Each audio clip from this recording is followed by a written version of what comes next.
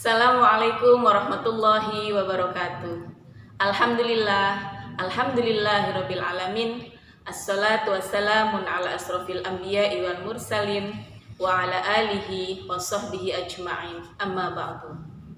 Alhamdulillah, kita harus senantiasa bersyukur kepada Allah karena kita masih diberikan nikmat sehat sehingga kita masih bisa menjalankan puasa di bulan Ramadan tahun ini. Sahabat Ar-Rahmah yang dirahmati Allah, materi yang akan saya sampaikan kali ini terkait dengan Ramadan, yaitu makna puasa kita. Allah Subhanahu wa Ta'ala berfirman dalam Al-Quran, surat Al-Baqarah ayat 183, Ya ayyuhalladzina amanu kutiba alaikumusyamu kama kutiba alal ladzina min qablikum la'allakum tattaqun.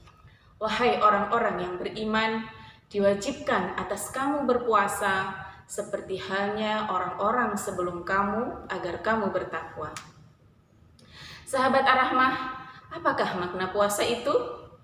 Tentunya kita semua sudah memahami bahwa puasa adalah menahan diri dari rasa lapar, haus, dan juga hawa nafsu yang dimulai dari terbitnya fajar sampai tenggelamnya matahari.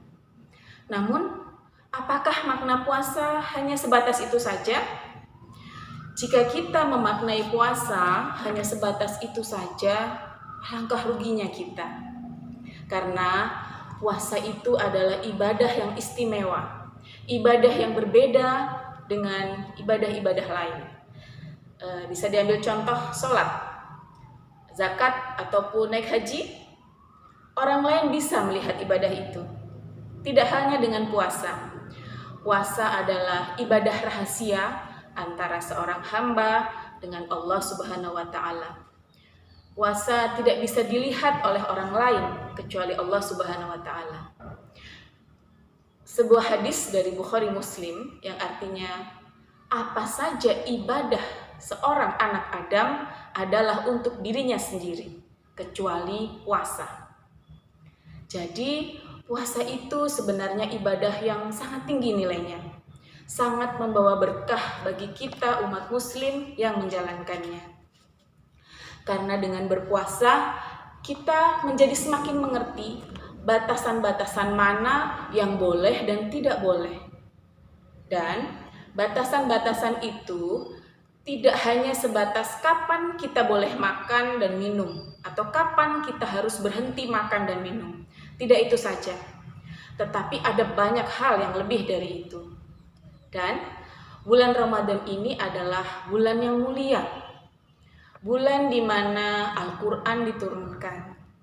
Kita biasa menyebutnya dengan Nuzulul Quran.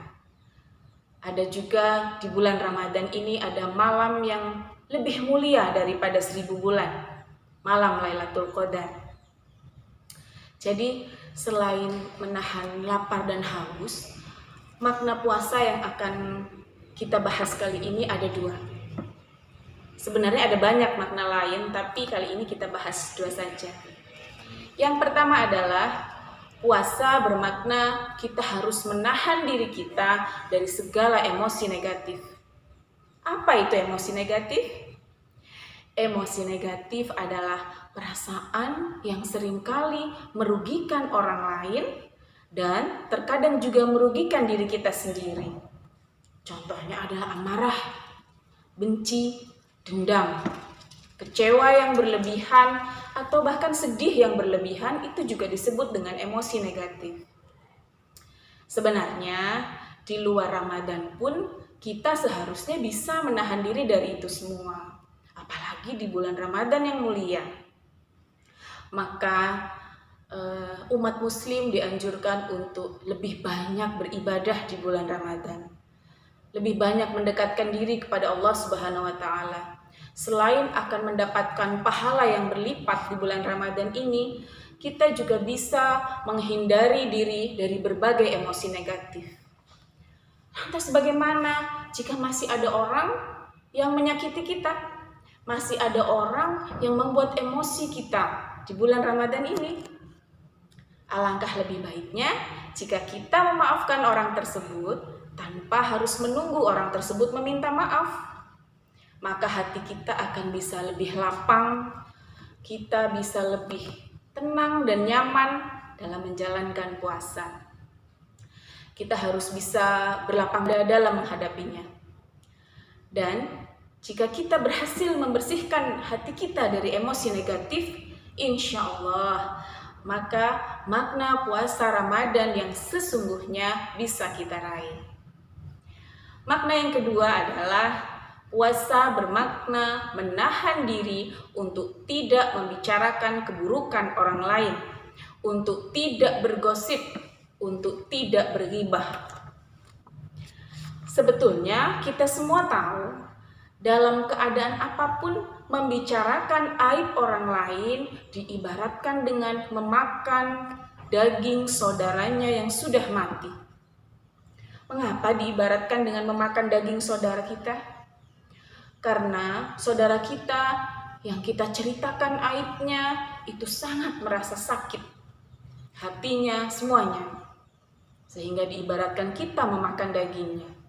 Lantas kenapa disamakan dengan orang yang sudah mati? Karena saudara kita yang kita bicarakan itu, kita bicarakan aibnya itu, tidak bisa berbuat apa-apa seperti halnya orang mati. Sungguh menakutkan ya. Dan untuk kita yang lebih menakutkan adalah walaupun kita sudah memohon ampun kepada Allah, dengan sebenar-benarnya memohon ampun kepada Allah, bertobat kepada Allah, Allah tidak akan membukakan pintu maafnya kepada kita sebelum kita benar-benar meminta maaf kepada saudara yang kita ceritakan aibnya itu.